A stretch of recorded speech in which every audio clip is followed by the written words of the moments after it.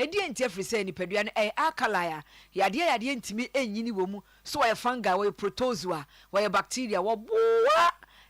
kanjin ebiebie ntini ma moja famu ye enti wo moja brosoa eboa wo etimi ma woda abrabia no nipadua no fresh kama yemfre 0241 449191 0241449191 and 0507 379474 0507 Brahma UGC Tafo New Road about Ruth Junction so benya bi eto ho no achi no ebi wo joint kona uduru ho no mu a kanji energy drinking water dia tobinum ne bema apomuden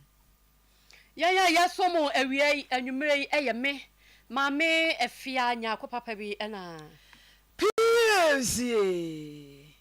Lati abusuafo akase abono enchiomu enie Ghana ma mu yinyina mpanifo aye nhyehyeye a enne eye kita wonsa de edi kan 1st July enka ye Republic Day eye sa na chese ye day ye ho kwata efiri akwasi broni ensem ebe ye Republic no ho afidida mampani de asi ho eseduru a yemfa da twedi amponyankopon bombore ye nanase na yemfa mpaibo ene adesrede enso ento nanim tie enne ye de edi kan kra ewo man ya bakosemu a ye de da bi sei asi ho no ye 1st July na ye de aye osom sonko na Ghana mampani sremu se jata John Dramani Mahama ebra wo kasa no ene wo kyeremu se aseda anase aseda anagidi a enwuma nim no eye gidi ehunu anagidi ewuye James 2:17 ene oyi na asam efriye ene ogina so hasade atudwa se ogina ho se wo so mo man te sanya wo manfo na ato abama no edi tumi ahya ne nsa na wono na panimfo nyina no obobekito omumudie mu aye adwuma enti sa na Ghana fo so nhwe se ba bia enkoyie eni ne entwa yie nyina no so ye bebo ho na ne wo so mubu ho akonta ne ya so mu den ama matimi abu ho akonta kete na atumi abo ama man ye ne memu ada ho fan. We must hold those in authority, including myself, accountable to the highest standards of integrity and humility. Public office is not a privilege for personal gain. It is a sacred trust bestowed by the people and a responsibility to serve all, especially the most vulnerable of us. Even the office of the president, which by the grace of God I now hold, is not above the law. Leadership must be grounded in justice, in honesty, and a reverence of God. If we want a just Ghana, we must be just in leadership. A nation's greatness is not measured by the heights of its skyscrapers or the size of its budget. The values of its people are the true measure of a nation's greatness. The virtues of courage, of honesty, of discipline, of sacrifice, and compassion are what really measure the greatness of any nation. It is in these quiet strengths that the true power of our country Ghana resides. It is through these virtues that we will rise and prosper. I extend my most profound appreciation to the Church, from the Assemblies of God, to the Catholic Bishops' Conference, to the Christian Council of Ghana, to the Pentecostal and Charismatic Council, and every fellowship and nation of Christendom. Eni ayatie Ghana mampani John Dramani Mahama. Yejina dwumadie no asia asofo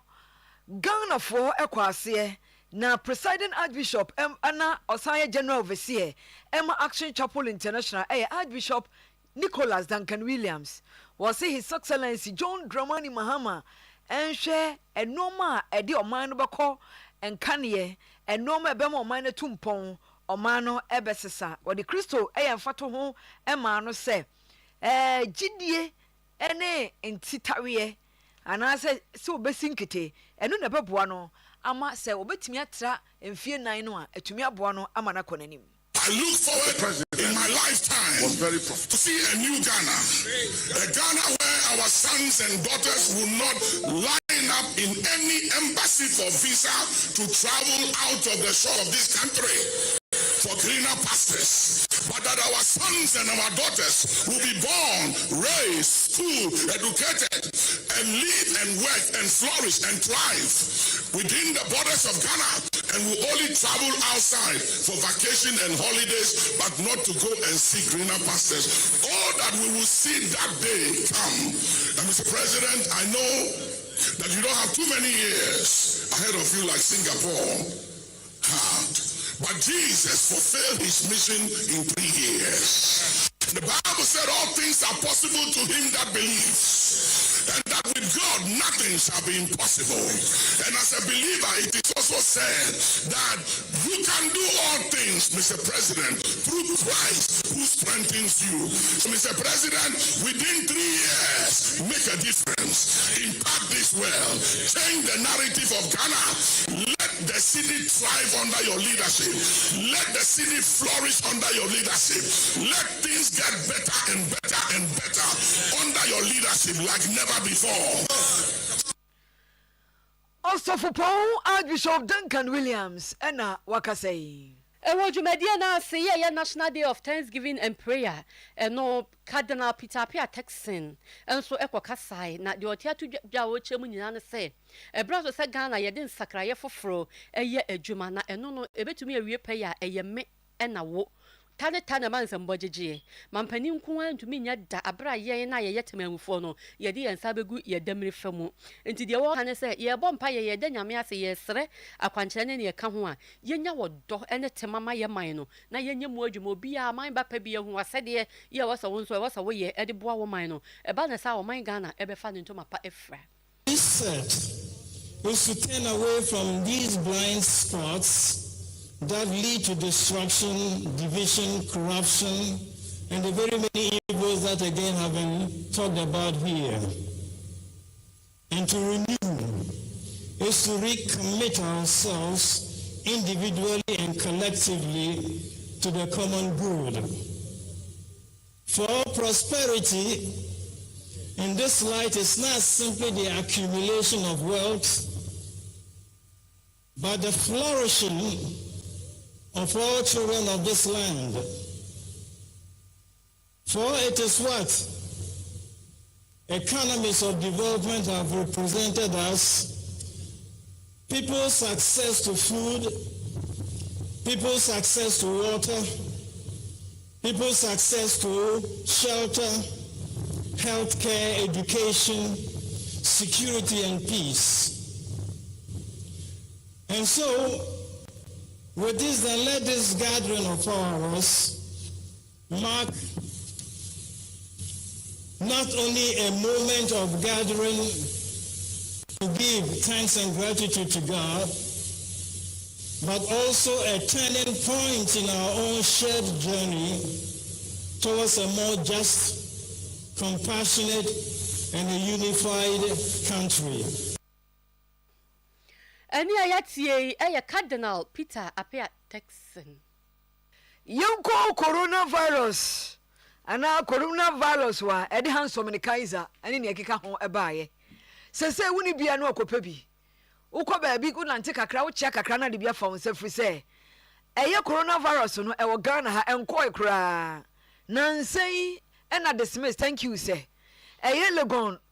Eye tertiary school yi university. Yes, a coronavirus ni bi atiasi wampa yenko hwehwemu a chese nipa dodo no abi ewo mu a wo mo atum se ampa yade no aduru honom onu abokwam no menta kando ayapomden so ofo ye twetwe no afba eye Ghana mrasha badwam so meyi ano de yekoso coronavirus ho ene apomden ensem ho wo se e wo se ye gine yani apomden adwuma yefo ebie wonum ni free se yade no ewo. Today I went to assess the situation on ground. I had the opportunity to meet the management of the university, and I went through the health facilities on campus. I'm happy to report that there is calmness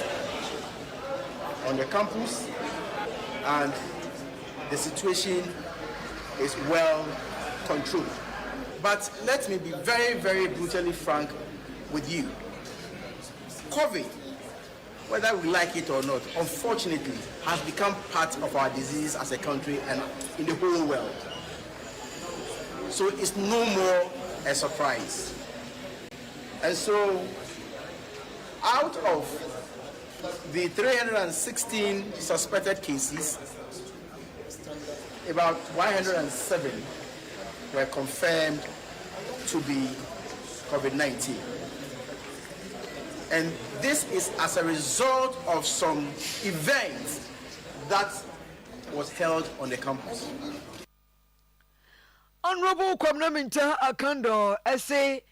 Dawro no anano ya boy, bra corona no buy, and I was said no, and ye disuna eboye, hand hygiene, see ni and sahuni, yan huriansa, yan nose mask no. Na vaccination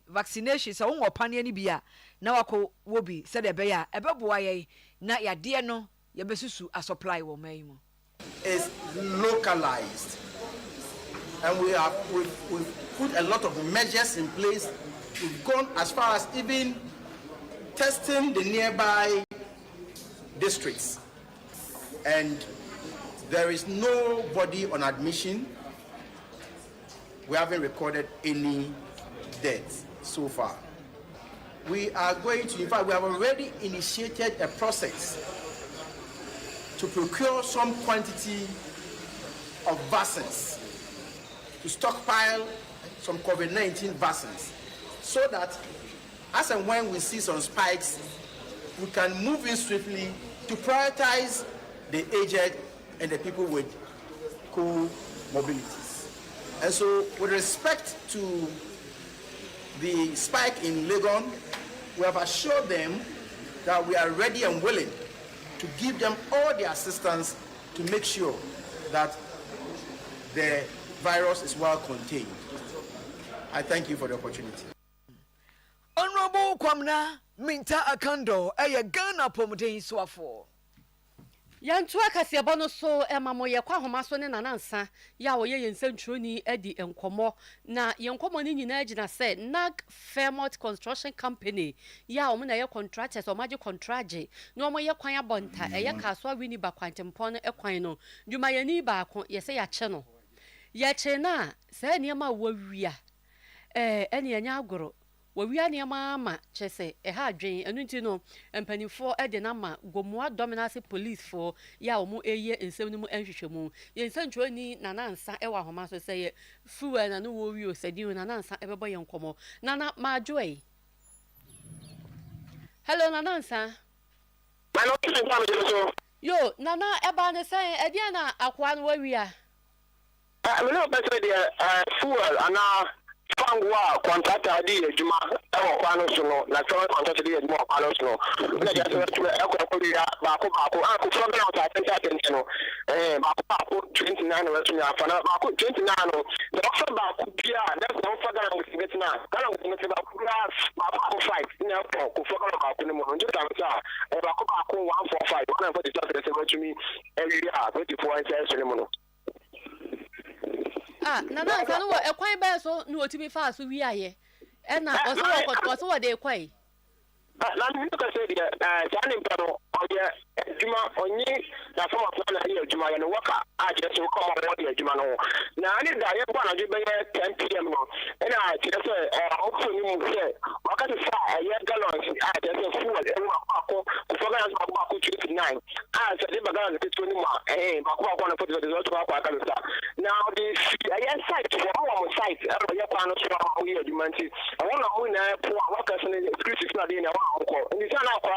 cast now more than we know how to change fuels in now our cast no but just other will go to the mouth or the airport or Sabuya ever a year for 1 more let's just of far now you can call then the team our year good attack we will one more what I just then it's now and I just should the name return to the swap for the swap of Quano to all president the wood I don't know if it's a year Abuya now first of all my gallant come on Jesus technology na tiro ko so ye go we bi e wa ye ata ko mo no no bi sa na sai again na ko galo no no infra de ko na wa so no wa kasa no o tu ya wo ya na e fa no so e bi tam tan so e fa ni ba ko e ka no no mu di na ki na mo ka ti na wa ya junction no so ya ke sa mo ka ti na o bi se bi sa no e bi te sa no ko ka se ya sangu na je se gu e yi no ko ti ni ma no e ke se de ya di ya se ni pe ko primo ya bu mo ga na se police ya no ko te police for e se ni ma o tu na no o ti ti ni pa pa ko o te che o so no mo ka se sa no na wa de kwa kama no kwa ma sa o tumi e ti ya ka ni mo a de egu ka na so ni mo ndi sa wa ti na yamba ana pa ya o ka no akwa sa ka no na te se fu bi ani na te sa ji go ntumi enye do ni no ka se de ya go pa na so a ta ya tuma ti na o ka de se ba se fu e se go mo na se enti awa prosifo nchen a obekere kwan a wofa so mo eta na chi san se gallon akasie we makoma wa ha aduanan num 145 gallons akasie we die ma se ono nko abetimi awia bubu ni nyina sa anya hwe obi eboa no na ba bi ode konzo wo se wo kire enti ya na waseni ya fa wisi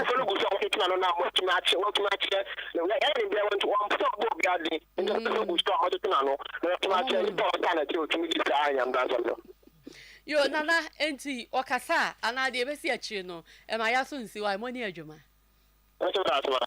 nana nsaye yense ntwo ni oto nkra finfinfin mantam eba wo ho pese obi wo ha wase menya adwuma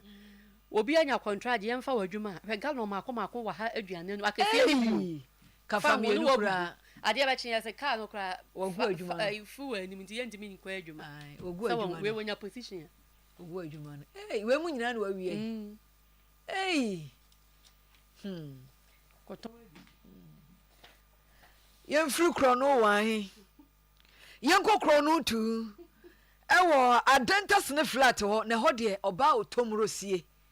ba cho betime be Facebook no oba no obosise ne form pa enya asam ketwa na adantas ne flat ho muso le pie kwa adwuma okuta masters keys be de wo ho no akobie pro no tie bia askenke ne she fridge mu a no afa now the polo bi ato ha no de aboso no ahwe banku no aka udi ne na wotwe obayi mu ba miensa no de abobanku franso ayi ntina maka baba no adi na aka ba mienu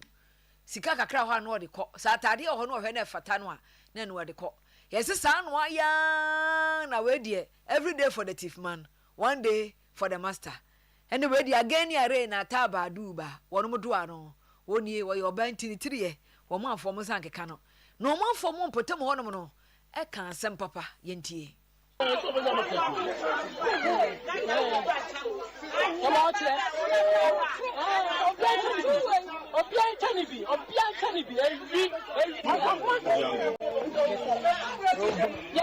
police station.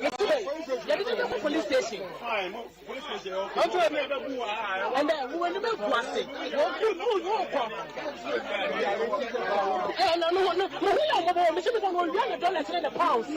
police station. Anyway, and now Madame from sending a picture said, what they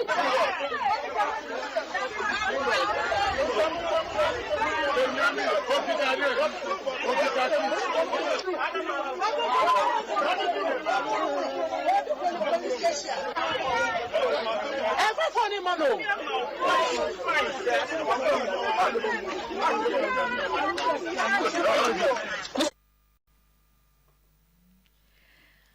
That's not flat. And oba fe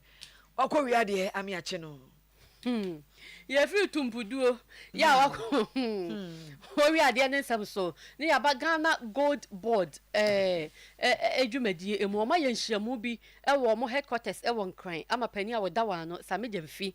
abekasa ya wo chemu se omo de aye ohomo mo bosom ne ye June no ne da na to so aduonu baako ene si ho ese wo bia wo licenses dada ya wo licenses ne enye Gold Board licenses ni bi no sa abre ni twam dia na etwam wo so wo ya nhyehyeye na obeje eno ho licenses no wo to gold wo di gold hu dwa bia obeje Gold Board for edie no enti bre na twam ne die wo so wo ka kire wo sese Precious Minerals Marketing Company and Ministry of Lands and Natural Resources ukita mo licenses ni bia nya adwuma biem this a Gold Board die no anya sa wo a obefa kuntina sese onye wo mo die ni bie new licenses and framework and sheshaye o maye no sa wunji bi na sa ye chew sa we di gold hu dwa ɛne ɔmo gyina Ghana Gold Board Act no 2025 no at 1140 ɛso na yɛde mmara ɛne wadie no waanam kura nyɛ mfie du baako mfie num ɛkɔ edu ne du baako ɛso. The approach so far has been ad hoc. We have been relying on men from the national security apparatus on an ad hoc basis. So you realize that anytime we deploy national security to the market, there is discipline. By any time we recall them, then you see people engaging in all form of vices in the market. This time around, we are not going to record them because we have a permanent standby force protecting the national interest, ensuring that everybody trading in gold has a license. And we also know that you are a Ghanaian, because foreigners are not allowed to engage in gold trading anymore. Most of the foreigners have complied with the law and have left. Others are still hiding in their rooms in Kumasi and Obuasi and other places. And we have picked intelligence on them. And in the coming weeks, you see us raiding most of their hideouts and arresting them and seizing their gold and so on. And this time around, we are not going to deport any foreigner.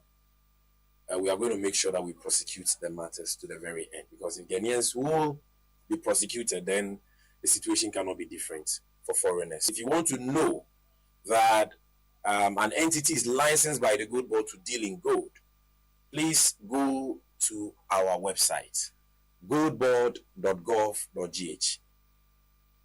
Owura Sami Jemfi ya woye penny kwanchefo a woda Ghana Gold Board ano ena yete ne kana so hono ma wo se omuguso ye ntotoye so omne mampani aso ye ne beka bom na o mate tax force bi a ena omo banam mu wa wudi gold hu dwa pa wini license ni bi no ha lalai emra enu bedi. Those who are hell-bent on trading illegally without a license, we are serving notice that we are coming after you. On the 8th of July, His Excellency the President will commission a very important unit of the Ghana Gold Board. This event is going to be the inauguration of the Gold Board Task Force, who have the same powers as police officers and who have been given a special and specific mandate to help the states combat and defeat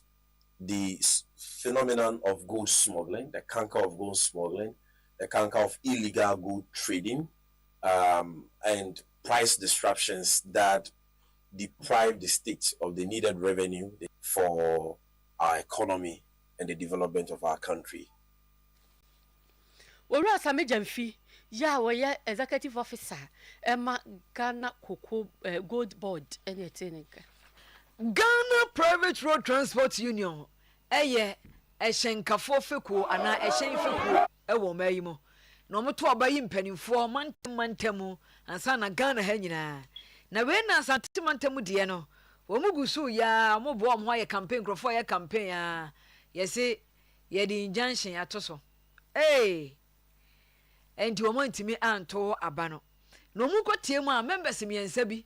yeso mo enche lubo mpotem ho eno mo ye kwaji court injunction be to so na se de si ahe wo mo no every said why the campaign ahe agu obo akasa ma ne sinyina na aye ni mini ne siso nyina aye torotoro wa ye campaign sa obi mini mu nyina fam na so wo ye ne den Owura Samuel Ade wa vice chairman Emma Ekuo no wo se ha no papa se de no ma eda ne ye no ekwoto no mu ase wo mu nyina ne se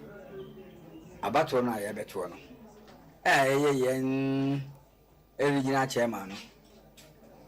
court chese ma onyina bi abana de betimi akoso ato ababato ono no ma wontimi nyina bi ni nyina ne se ono ani kuo takrade elibo branch nipa miensa bi wom wo mu die na ase me were fi kakra wo mu secretary wo mu advisor ana wo mu nipa ba ko mi to ka ho de krata wo mu de wo masema akoda anko to se papa no gina bi anya bi adan a wo mu se wo mu ne wa kuntabu enema bi ko so ase ya se wa ne yo ma friend from region wa mehwe na se ase mbi a wo tete se amanfo se wo mu ebeye dede o hanje na wo se wo ba nti wo mu so baaye no ene empanyimfo no free nkran baaye ena labor force baaye na wo se de ye ne se ye nyina ye kan etimpa mu ne ye hu kwamba pa ye betimi afa so na aba no to no ye hu de ye beye no yo Owura Samuel Ade abano ne nke wo so omoto ne July 1 ene ya enso amaso enti delicate ni bi si aha wonu pop freeze obu wonu ma waka che meto ama wate obawe ne obu okro bitimi ka se to oba ya fufu mam na meto ama sika nkrofo asai bo hye nkrofo a eno mo ne do so pa na GPRTU members ni bi nsem ni Saka say the junction asaba true subu e ba ne sen ne de enkwanyina to fom hwe na akwanhya ne ma bebebe asie na fe ne ka Municipal junction oda de mama ye be den enu nti sasmala ni wa ye nto aba ya ba council meeting ama ye na woda ya no wa mfunso atun se mfunso aba bia ye nge bibia ma ne nka ama che date hwe be bia nkofo fi omo ba he aye ba beto aba enye de benko a sabe se sumala wa fa wo yire kura anka odun betu tankuru wa musa Accra national hokom omo wadan ya ye eche se GPRTU no na yenya okofo se odi anim a enti se sumala omo ama na ma 10 years 20 years so siswani GPRTU maso bebre na ba beto doroka kosi ya ne se okase beto aba de to aso ane se eye sumala se vice chairman wo and said, yes, I say about not to be gay. And my daughter, best say, dear, say, reading Saturday, Prince of my chairman, the best say, Yamiamu, the best Samu, Mufa, and told them not to infant to yet to abano, Yobian Wonya, the Onyan, one called by Bunya, fine, yet to free and fair. Grandpa 2 of 2 will be a kind of yummy a job. It's okay. Or no quite a cratch anywhere, grass. Let any free GPRTU of TUC. Or so papa a grava 2 of 2. GPRTU members. Yeah, the more called Doma Central Municipal Chief Executive, Honorable Dominic Adoma Ameyo. And or then some at 2 a phone or month for 1 in Pesuano so, and you must say, a my way. I am to 3 I am Shaya 24-hour economy no, or by a who jack a 24-hour economy market, or Domayun crew. Was it 2026? I feel based on query dear baby. Now, Omaria, just a dread year back was sa. Now, I know no mercy market in the Reno, and Yamakani, I about more thermal electricity, no my solar energy, so the Tembia say, and what they dear no, I'm far Macora, a riadiano, and so at the beba, they be an Cania Bejina, so I may dread your home some etimi aquaso. What was a fiano or more sharp market and I say, not 2026, and Conarino, or Maria, Doma Central, or Mobesha, or Modia. I say, and Shayana Yama who drove a woman up Pomedia say, and so a bewum a bee. They see 24-hour economy market. Market in the Nisuno and the Parliamentary in the Kajiti. Now, and the Cassia to second. But a market, I will say, but me a Juma all day round by the So even if somebody died to create the solar panel, Juma, and she a ultra modern market. Yeah, you be see. You better say this year. Here be Yampemna and Kosi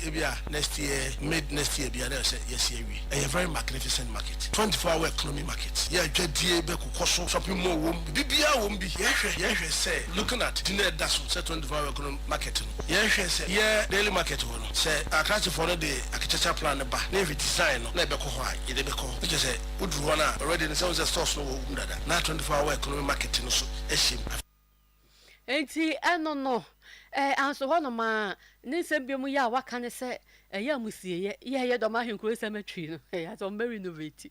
na no be ne say no se no achi no mo be ye ekwan a efiri ho na ade kosi new mosque ekwan no so na afa aduana krom culture center so o masan asiesie Akoye asiye no so say asiye ha no hono oyaye mo na hokra ye ma ne sa na onyawe na men ka say ye koye asiye nipa mu ndiam ye koye pese ye koye asiye but the point is that ye po death is highly inevitable nti say ya dwuno bi ho ye ndwene no so bio ni do ma ekosi masalachi sa kwan kakra na atomo a ama se ufiri ni do ma pese oba kroma this is for pam sa ne do no so wo kroma pese oba ni do ma this one so for pam ho ba no sa kwan na ya de a ma hu se da do ma fa kuma so pa meyo wo adena kru this year afu yo nko na wie no ye be ye adena kru ye nwie na ye nwie 44 old station daily market wa dada jo ho me anu apanyi no goddess bonte AC 96 local stores also Sunday extension 44 8 years die e be sin ne yentima complete me she about this year any December ne ye wie sa stores ni oba brother jo ya o say ne apanyi ni onabudu sa watara under Ghana Secondary City project oye dwano but on visit the person MP4 Doma West ne penso as MC obesi ase no stores ne wo no so no ye hye pillars ya flow down nso wa hwede da bia so what it means is that say Jan say ya say legacy projects ye nye dakro dan ne be se na bu na a plan say you complete sa dan no na no say ye boss ne ya hye ye blocks ye de be ma hane ma atima generate revenue e de ama assembly no. Honorable Dominic Adomamio ono na Doma Central Municipal Chief Executive oneno Yanko boko ne ensensem a ekoso ewo ho no emu boko ntawantawa de efriba ye no yete ho asem enyene nanso mpanifo sori a na atodin nanse ema ne humne so kakra ne no ena ogusuwa a wo frefra mpanifo ani ntini ne twetwo wuro se obehwe mu asomdwe aba ni ntini baako ene asantemera otumfo se tutu aba biewo na ena no washa ase se wo hwe ama asomdwe aba empotem hono na kusasi traditional council womo lawyer ene lawyer Maxwell Agambila wose otumfo se tutu aba biom no mo pena sem papa na so hu no omanfo akoma to won mo titru nananom ahemfo a omo hwe kusasi nananom mpanimfo ase no enti owo nidaso se asomdwe zaman lafia nguti fafa hejole ebedi ahim ewo ho esan asantemera otumfo se tutu aba biewo wama ne homene so ewo ho baye abehye otumfo na nsem tutu ye efa nsema ye nuanom mamposifo bekae mo beka se anse kudu ho anko mo no mposo mudi ame adom se yaba nso ho isankuro ni nyina ahe na mo so be ka kire omo ne wo mo nso omo ne kusasi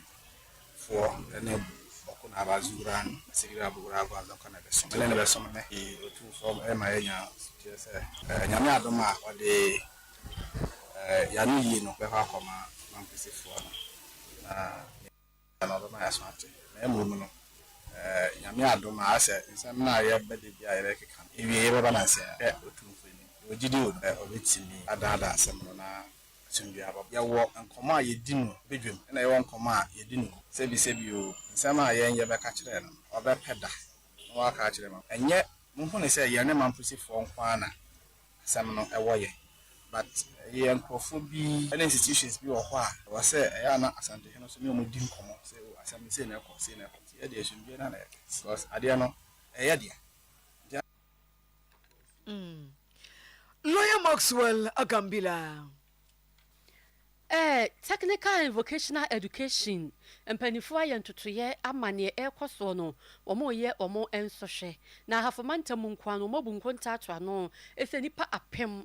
de owotwemiensa 1083 candidates and omo technical and vocational education and training examination no ebiwa hafo mantam emu enti mantam no kwanchefo penny odetivet na ano eyoru set asari bedi akon woni ahafo regional minister honorable Charity Gardner omahase ne mpanifo bi eka ho agba aporo ewo me ahodo na omotro ensoshe no na enam so ama abasobodi akwa ma honorable Charity Gardner ya wo ye afomantam so afo se waye ntutuye bebrede boativet edwumadi no ebra nkra ne tro nsofre kra woni NGOs ana kokko bi ansha abanyase edika didi nkomo se de beye na nkra ne wie nsofre na omo benya adwuma sa de omo nsa akokwa so saa kopem se wo mo ankasa ebedi won wa entrance of ewa hafo ano ye apemba ko ani watchmensa 1083 no ena obo etwe sa tivet so re bi afi didi ye se bia nso ekoso kama so fa be bia yakko bia ye table ni bia ne mani na dana pon kama omo so entrance of na ye so bi so airport wa kama bia ko and so re be ko yi now the original minister akansoa ye wo arishemu pa set education wa hapo obeshemu na e de amaye pa Ora set asaribedi akon ya woye ahaf original TVET director nenene yete no na honorable Charity Gardner ya woye ahaf mantam soafo enso achen so no ne botaye ne nani so ade huru pa ne so obetumi aboa e man kora TVET no mode omo ho agimo no emfie num ekwo emfie dusu ebehu omo wa adwaman so omo ne ma wodo ene omo dwuma omo di anu nti no ode na koma na adwen nyina ne mo wa ataye achiri. Yeah, that is when so I didn't know the next 5 years and 10 years. The same who young Casa product, we are well established. Our man Casa bit we are found before. I'm on me a year to man Casa no more set your muka. I'm giving associate me as I dear. And I'm on what TVET in a show mokana. Santa one Casa who say will be a so I will be from the same region. I am well established, no one Casa employing of work. Giving us a woman now, one Casa a motivating. I'm at the way or region and ask what's me. Honorable Charity Gardner, a half regional minister, na district chief executive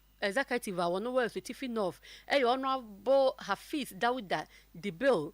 was all best enquire anyone near a swing idea said Bassa will call anymore. Pay a district share be a bema that we are one Casa Sabekita Bibi, now by your Juma, or Medina buying some pay Juma. The technical programs and technical schools in the area, they boy. I basically develop unemployment now also in area some of these things. Now here majority of us go school, they acquire general, they acquire science, they humanities, political science, they other stuff. And on all bar apart from teaching, they are now getting the eye. Until we cannot continue to always teach. Abra, a bit to me practically and some and 9 any way the end I hear you bit we are boy develop Ghana Menina. Okay, for this I say there will be no opportunity. Tamananke, UAJS, a technical program. Or even just one company, I want a session of new monta. MZ, Yakoya, it more new one, but you're labeless. The police are no more JSS. And for SS in our near that time, Nyansa, Sebi, a technical programs. My minds, no, running in your woman technical programs. Honorable Hafiz Dauda, a biker penny or words with Tiffy North. Yantua and some no swear. Kaswa bed daddy, a just one yadi. Kaswa ya daddy, a just so bad, and ye near Kosuhum. A daddy foot would did draw a crown, will go on more. So Pakino no more crown, no uchum, now who can no man no good for more. With me address so address. He also help from. Eche wa doma nkoma sem abakoma sem ne abotesem ubeko fie no die so nyina anye chese we twa pa ma wan kasa your soul is perplexed wo kra ra ho ama wa hwe anwa ho no beguwa no ho fi se ejedifo ma bia so odene yesi nkrofo aka bakwan no mu a mampanifo buofo ewo Eastern Region Parliamentary so hum eho no na Municipal Chief Executive Honorable Lydia Ohiniwa Sarah wasra dwadifo ne se de edi kan no mo pe ba bi pantan na emwa na nya sa pa de a enche oba betu onum afri ho no ne de onum akọ edwa foforo ya market women se o ma je yan kwan na ide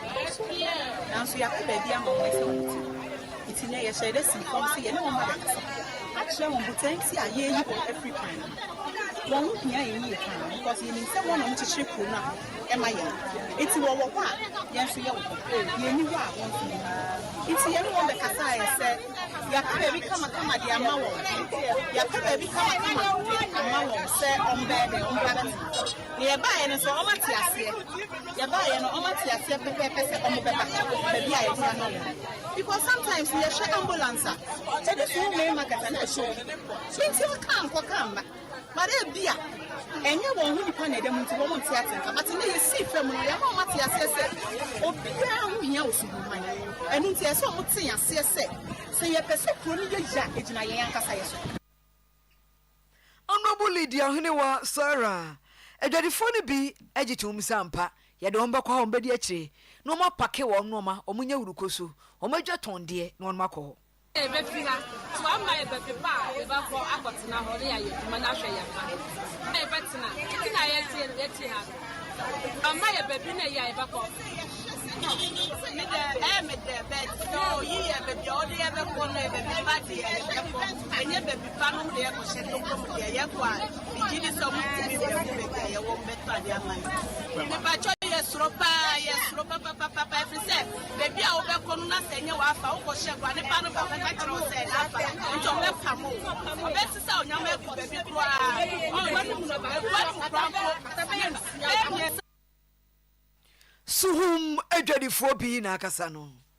Ntoboasia Farmers Association ewa atwoma Nwabiaja South Mensim ewo Asante Mantemu ha waka won ho boma wo sraban ene osofo hwekua adwuma nsam so se eduru pebre mo ho kire won pa ewo kua adwuma mu omo se bemfi aduo no ya o ma hyeda ayemfuo no omo wo saa wo hawo ni suahunu pa se eduru pebra ewo se wujai wo fuo ni ye eniema nyina chese eye basa ni nyini enyefe enu nti aban meye irrigation dams ni bi ewo mpatam wo se de be ya epebre mu nso no omo betumi aye emfu do emeko enyadoa saa den so penisia ehia ensu a ede yesa adwuma no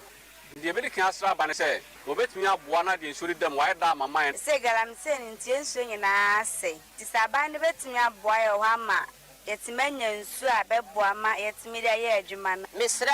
e mampanyini mahama se na dawroma adwuma ye no ona na ni hwe akuafo enye kokko nkuan ni kuadwuma e banche bode ene eburo enkunuma nya adoa je besre ewura no mahama se wa bayi de o manani nko akuafo ho na nsense ne niema akuadwuma niema bebrebe eboa ye dendene bebrebe se kuaye ni ho a se biyo ye sole anopa ye kotrata office ne ya anye kua aduane be na ajomo mo abota ti office mbedie obebu we eye Ntoboasia Farmers Association members no na chairman Emma Womo eye Owura Kwame Apo eno wo chemu se enye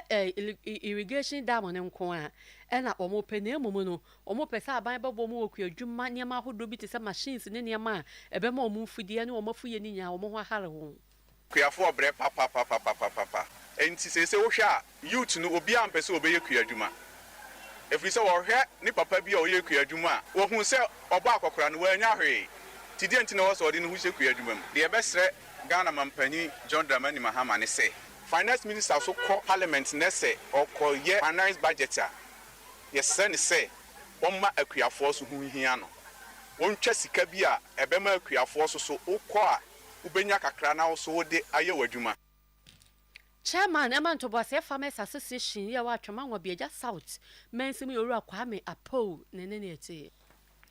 Yanko Ghana mroshe bedwamu Honorable Kingsford Sumana Abambabin Ghana mroshe bedwamu achi amehene was time ya kai ebre no so every say low kachi ya zaki time changes emre dane na se si amre ya dane ya wo mu idie e ma do so wa mamuo mu a e ma do so mrashe bedwamu a ebeboa pa nsem obeto odwa free say amansan nyina ne de kai mrashe bedwa da International Day of Parliamentarianism and odinsem we to 20 was say no e was here my ni ku ema ho e me ni kunu me bepia ma ho ye me ni kunu me beboa ma ma pagasi ginabia ekron titiriw ewo ye na mamuo mu CS team, Achieving Gender Equality Action by Action, for the celebration of parliamentarianism was aptly chosen to focus on the perennial problems facing most parliaments globally, namely a lack of female representation in parliament. This is because lack of gender equality in most parliaments results in a shortage of gender-responsive legislators and policies, which fail to promote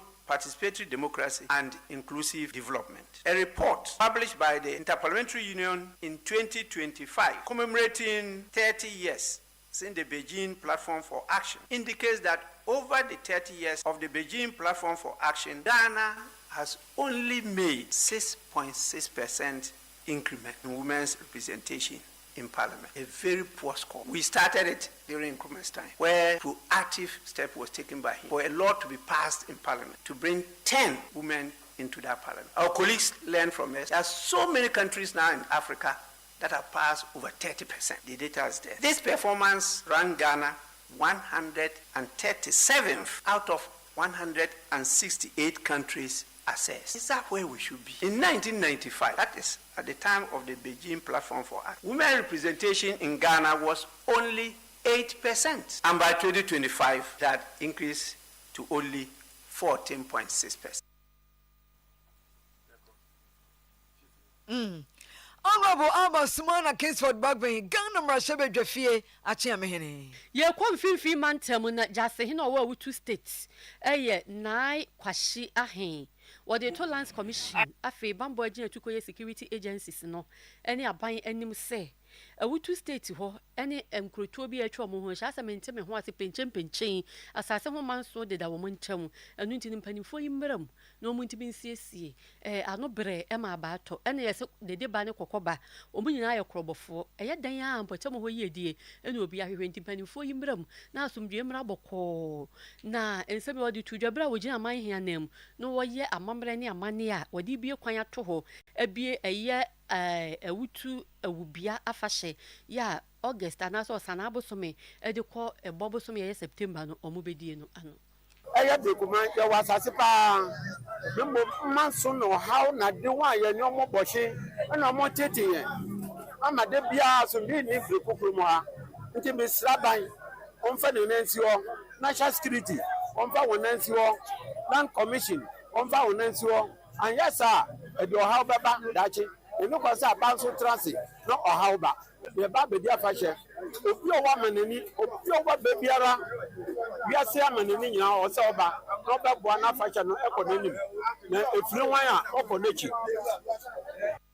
nai kwashi ahe oye jase hene awutu states nene ene yete ye no na eye mpanimfo ya womoda asafo company number 1 ene number 2 ano enso ebobo said ya fashion no hyehyeye ebeye osana aboso media toso aduonu nwotwe eye 28 August ekosi ebobo media toso 9 September utu bia no we na hyase we ni edwabo a edika ansa na yi wubia na nkasa edwabo na aba wo hwe ye benkum so a na yo to ni na konfo no omo so mo ba ni ye wo hwe asafo no so a number 1 and 2 ni nyina asafo ne ba ena nananom so dodo na eba nti wutufo nyina omo wo kromu ha omo wo Ghana nkronkron nyina so no ye bo mo nyina nka ye se enne eye odai tu sakomo ucho ode wubia date na nkasa ye di pagyan konwasi wo no ode aba 28 August na on the 4th August 4th September ene ye bewie wubia na ya che nkonwa ode afahye enda no omo de amai 28 August to 5th September we ene ye begia so na ye de akan ti a ebe ni branchfo ene mabawa ukoji ayen mema ebo kwan no nyina ye dawa we ene ye ko boa ye de be shia 28 August up to 5th September ye be kwanhye ena abisiapa ene ye de mawo se yankopon gina we ebre no so a omo megyan ye hye afidi no na ye fan asafo empanimfo ana leaders omoda asafo company number 1 and number 2 ano and I said afi omo afahye ye awutu awubia festival omo bedi no wode ho nsem atuja Kofi Asia e wo Domo Central Cross no emo ohina wo ho no mo akasa de adesrede atudwa ne din ene bema osatwumasi bekwe wo so obia ne ntiri ne atwetwo wo woni okabie wo mu eko enye won emeboa wo no mo free say ohia classroom school daniel kwada no betrem na wasua de primary ne junior high school Kofi Asia hene osanso eye twafo ene kotodwo hene e wo Doma Traditional Council Naibia Sabakosa, the problem education, that's a school also the Bian Granoko entertainment, the only conducive environment. I want to meet young woman in Korea. And the think almost school down to be there. Then I say a pigeon. And Diana and so many say, you see about so. Now, a 2-story building. Name on the plus, the down for the can you process about Baku for so and soon and Kopani Kata. The Sassun Tino, coming from a hobby, everything see. The Kudaria, the representative coming here. The Cassian come on, there is there's Kudain. My mother who said, actually, cry. Okay, there's about four. Now go back to the Ampapani. Miss actually, cry in Finland, yes, good na minimsa nipa bebia ya ntobwa omo omantia makra matima from himself omo de omo ntobwa eba ɛnam saa yɛ so ma bɛrima twumasi bɛkɔe ɛyɛ sɛ fie biara no obiara ntwa 100 Ghana cedis sɛ fie biara sɛ yɛ compound house o sɛ yɛ deɛ ne nyina obiara ntwa 100 cedis. Esi aman, esi ayɛ no, yɛyɛ nteteɛ ne kasakyerɛ ne kɔbaa sɛ efie biara no obiara mmoa 100 cedis na mfa nsopɔto saa anisoade hu yi. Adeɛ baako a menim ɛwɔ giving yima no ɛsɛ 100 cedis wɔkɛ sɛ bi a ɛdɔɔso anaasɛ nsuo tɔ nso fam ɔden. Mese menim sɛ baabi a ɛbɛyi saa sika yɛ firi biara no wobɛnya mmɔho na antom no bere so mpo a ɔma na ɔma nana ɛnyina bɛbenefit from the money. Make us have a break. Maybe the better if you are going so no. I do understand and comport the ample say. Because you so print if you are fun into a print for it. Where just the beginning. Murano and the best that be beer and go for the better and some piano. At that walk of your mind. That could feel you put you up with the name. And I know you now the swat. The color of the some people there. Now I say the comics are ɛnyɛ no kware nso no enti menene maame afie adoma yɛkura yɛnsɛm 10,000 cedis yɛde boa dwumadie mfiti aseɛ na mmom mpanimfoɔ sɛ amfɔ ɛna kyerɛ no ntoasoɔ bɛrima a ɔsɛ twumasi obɔdwa ɛna de nsɛm watu dwa fa sukuu no ɛho Reverend Father Kingsley Dwamena Sante na ɔhɔ bi wɔyɛ Dɔma Central Municipal Director of Education wɔkyerɛ sɛ ɔhena yɛ adeɛ papapapapapa wɔbɔ n'aba so wɔse nanei kayi ko kari wayɛ adeɛ sɛ ɔpɛ sɛ ɔma nwumasua kɔ soro mpɔtam hɔ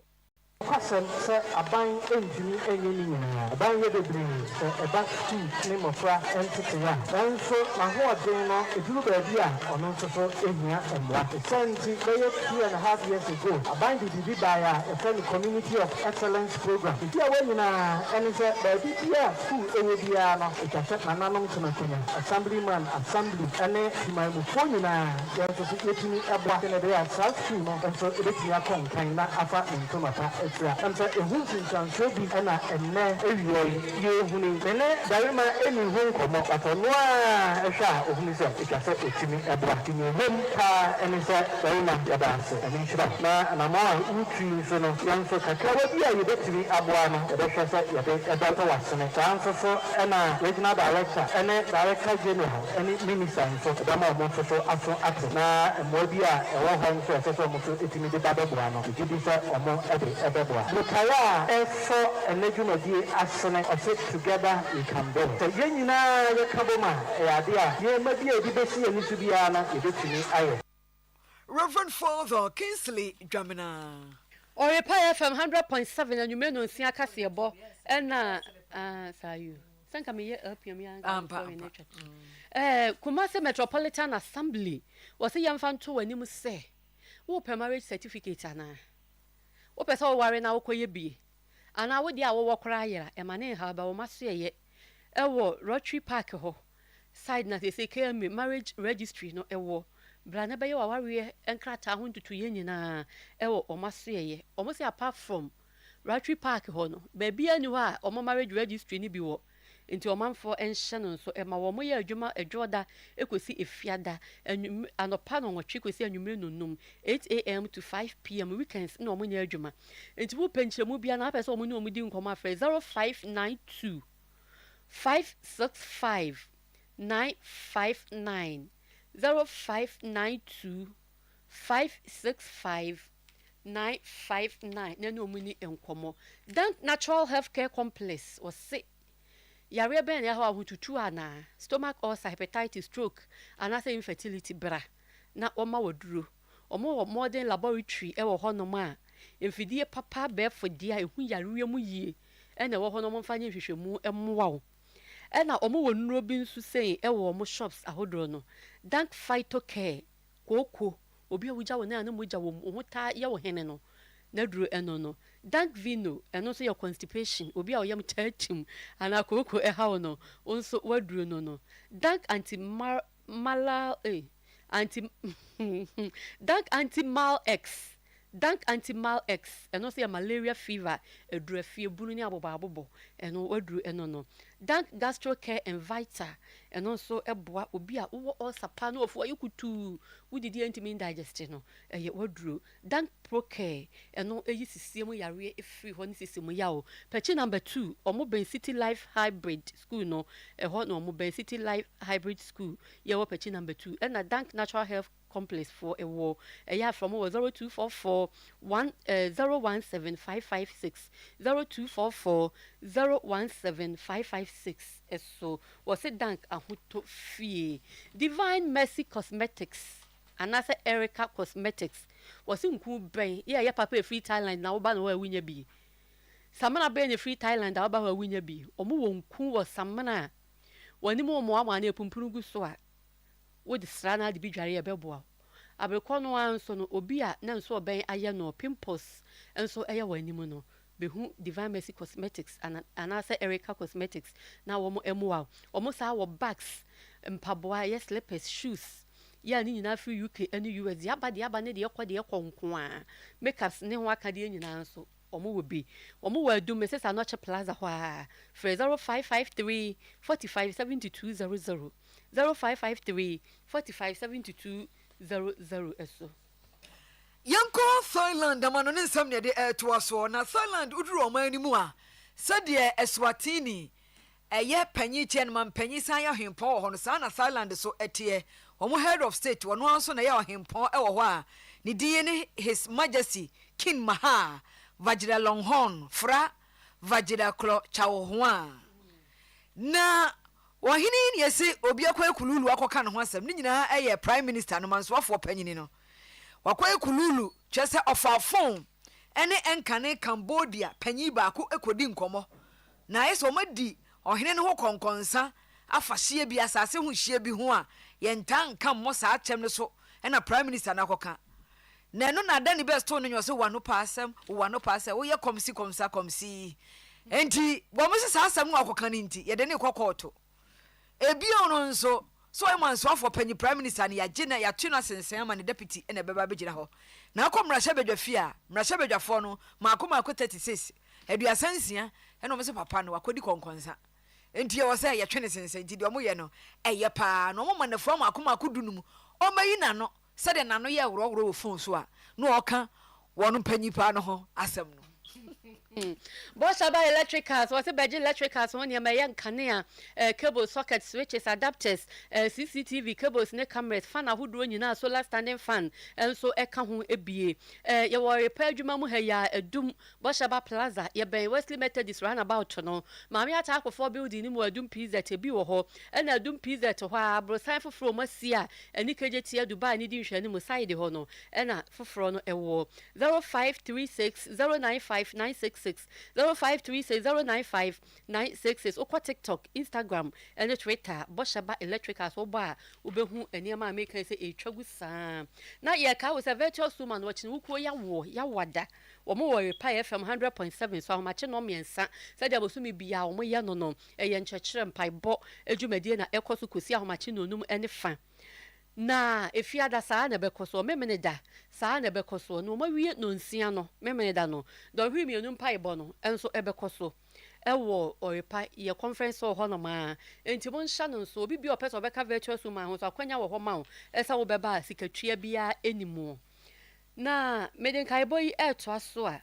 PSA kobre LPMs na yo midima for herbal clinic enie eye hospital mpo wo se sayare no ewa oso no achinia na unya no yi abra obre wo ho a wo de behwe ama ho to the time beto so midima for herbal clinic Dr. Time da so no atwuma go enkran pokua se mayira eno wo 0244 774242 0244774242 0500727215 afei ni akai wo se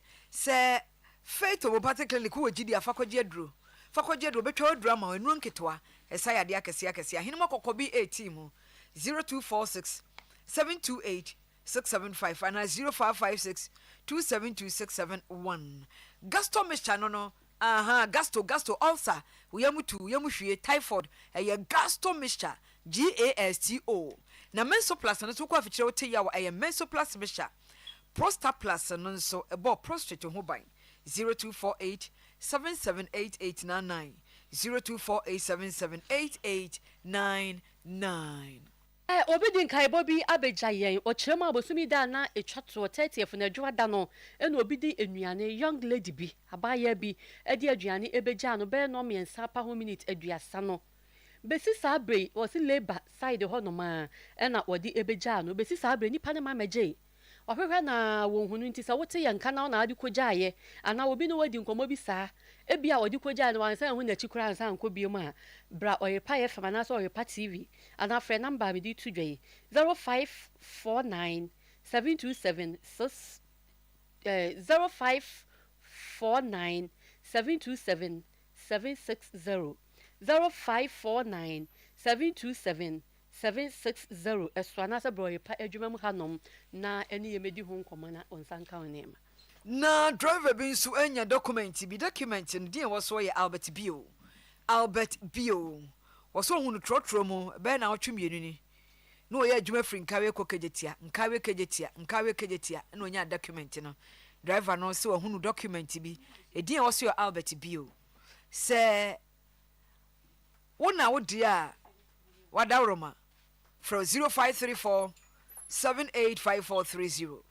0534785430 ana bra Oyerepa na be describe be kire na yemfa emaw yeda wase ha ene yede kase no ni announcement ni nyina be si Emmanuel Pepra eni amanse yede hye eno no oboye chidom afa Jimmy Cliff enso eka ho bi edu pokua Christabel upon daddy ena afa Professor Abapa Prisi eka ho yensamufo eni owura Emmanuel Odro aka Korea makenkan for ayeme PSA Ladi mene mame